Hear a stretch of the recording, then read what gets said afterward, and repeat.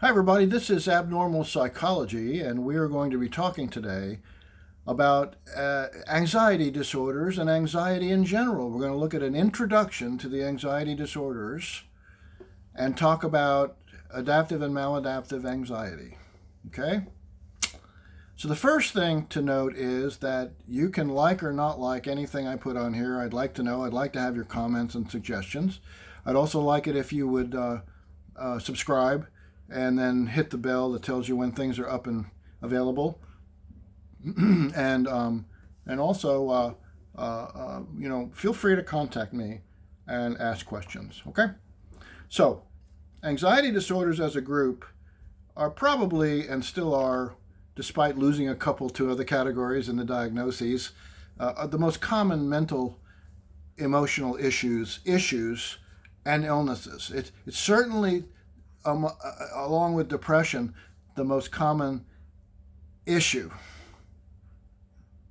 Okay, so 20 million adults. And in the middle of this COVID-19, which is still going, then we're talking about many, many more. I don't have the numbers. I don't know that we have the numbers. But we have some tidbits like how many calls are made to places and how many people are reporting more patients with anxiety associated with COVID-19. Treatment is more than $50 billion a year for anxiety problems alone. Anxiety is highly treatable. Anxiety disorders are highly treatable.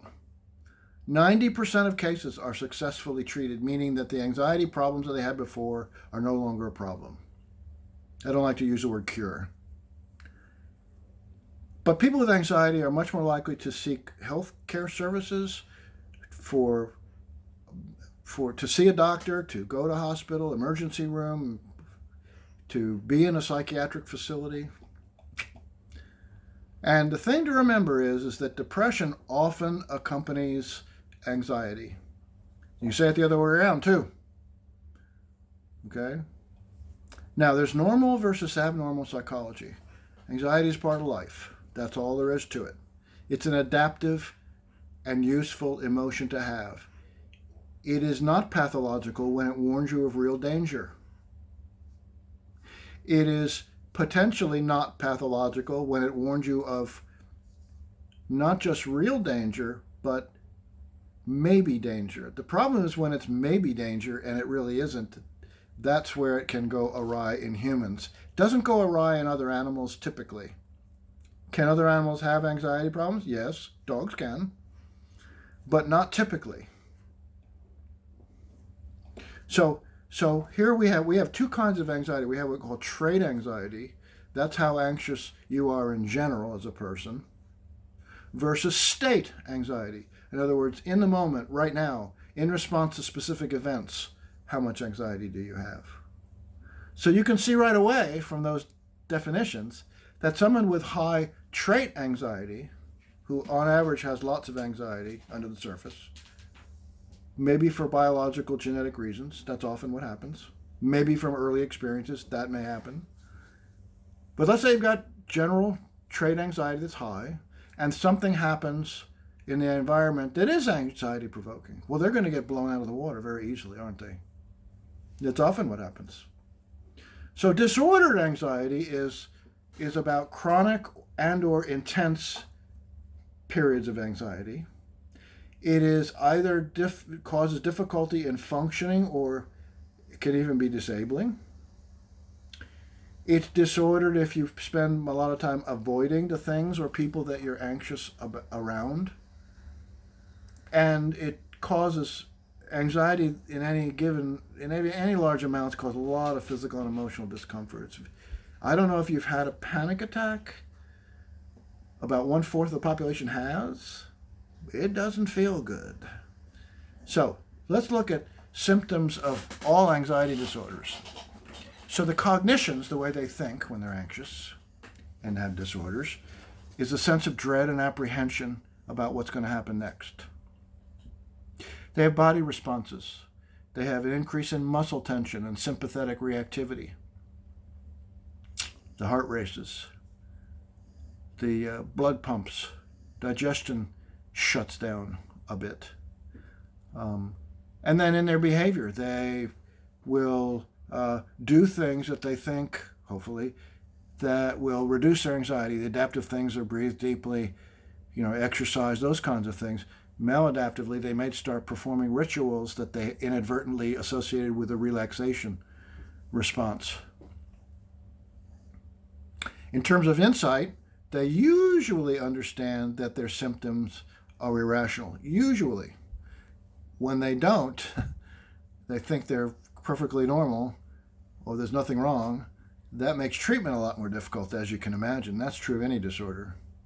And anxiety disorders pretty much create difficulty, let's say impairment, in work, school, and relationships. This is a big one in relationships. This is an understudied and underwritten about issue of let's just say for now, one member of a couple who has significant anxieties. This creates a lot of difficulties. Well, later on, when we talk about specific anxiety disorders, we'll get to that. So there are three systems that operate then. That's what we're saying. The thinking system, the physical system, and the behavioral system. Okay? And they're interrelated. Yeah? Now, let's talk about normal anxiety. It's an adaptive emotion, as I said. It results in physically and psychologically getting you ready to cope with danger, gets you ready to run or fight. And we can see the development of some of these behavioral responses to stimuli throughout the lifespan. In infancy, things like loud noise and being startled and strangers may make them quite anxious, at least for a moment. In toddlerhood, it's dark and separation. In school-age children, 6 to 12, we see anxiety about whether they're okay or not, whether they're competent enough. And then in adolescence, we see the same competence issues, but then we also see fears about health of themselves and the health of their family members and so on. Now, adults tend to describe their anxiety in terms of their emotional experience, but children don't usually. Children will talk about physical symptoms and they'll show it behaviorally. They may have an upset stomach, for example, or they may show irritability even.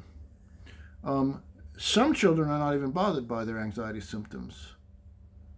So it isn't always the case that you can tell a kiddo has lots of anxiety just by what their physical symptoms are or necessarily their overt behaviors. Makes it difficult to diagnose in those cases. Among older adults, anxiety disorders are way underreported. Individuals with mild anxiety or moderate anxiety that have gone a long time with it may adapt to it and think that that's completely normal. I've treated many people who have enough generalized anxiety they're causing them problems, but they don't know anything else. They've had it since they were very young. And they don't know that it's not normal. They're not aware of it. That's sad, isn't it? Okay. So we're going to study a number of kinds of disorders: panic disorder, agoraphobia, specific phobia, social anxiety disorder, and generalized anxiety disorder. OCD was moved out and PTSD was moved out, even though those two disorders have a lot of anxiety attached to them. We have more research and understanding about how anxiety disorders operate than any other emotion or any kinds of disorders. We've used animal models, biological research, in other words, as well as behavioral research. The lifetime prevalence for current anxiety disorders is around 2% for some, up to 15% for others. If you get somewhat looser diagnostic criteria for things like specific phobia, put it much higher than 15%. Much more common among women to have disordered anxiety than it is men. There are differences in socialization. Women are socialized to be afraid. That's sad. On average, genetic vulnerabilities may exist. There are hormonal differences. And women are more victimized than men, clearly. So then they also lead more stressful lives. So when your stress levels are high, you're going to perhaps get anxiety out of that. Okay? All right. People who live in poor urban environments are at the highest risk for trauma. People with low social support have higher psychological stress. So in both of those ways, anxiety disorders and anxiety problems are more prevalent in such places and under such circumstances. Why doesn't anxiety extinguish? Well, a person who's anxious doesn't want to test their fears to go where they're anxious or do what is anxiety provoking to them. And because whatever they're doing now may actually, to them, feel like they're making some headway. But I think it's fear of fear itself, fear of anxiety. We fear anxiety. Now, humans are at a huge risk for anxiety, as I talked about, because we can worry about what hasn't happened. And we can visit past traumas anytime we want. Other animals don't do that. As Sapolsky said in his famous book, Why Zebras Don't Get Ulcers, the zebra hits the water hole, and if there's any danger, they run. If they make it, that's the end of their anxiety. They go back to the water hole. Now, there is very strong reliability and very strong validity in the diagnosing of anxiety disorders within the DSM-5. Very strong. The anxiety disorder diagnoses are applied consistently and accurately. Okay? Now, a few rules of thumb. First rule of thumb is almost all psychological disorders, all problems that are emotional in nature, eventually lead to depression. So lots of people with anxiety disorders also have a depressive condition or depression problem. So what are you treating? Someone comes with depression, but they don't tell you about their OCD rituals. You don't know they have OCD. They're not going to tell you. They may be embarrassed about it. You need to ask about that, because you'd want to treat the OCD. Maybe also the depression, and pharmacologically you could do both at once. But so what are the underlying causes of those?